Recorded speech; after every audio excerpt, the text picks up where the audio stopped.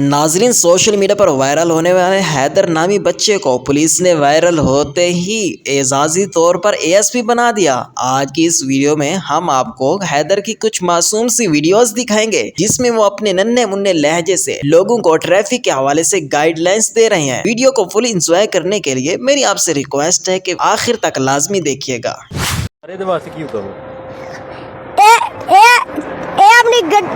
तू है भी अजे निक्का ते गड्डी भी तू चलान दिया ना, गड्डी दे नंबर प्लेट लगा ते गड्डी दा अपनी दा लाइसेंस बनाएगा, एदा फड़ के अंदर चलान करना है।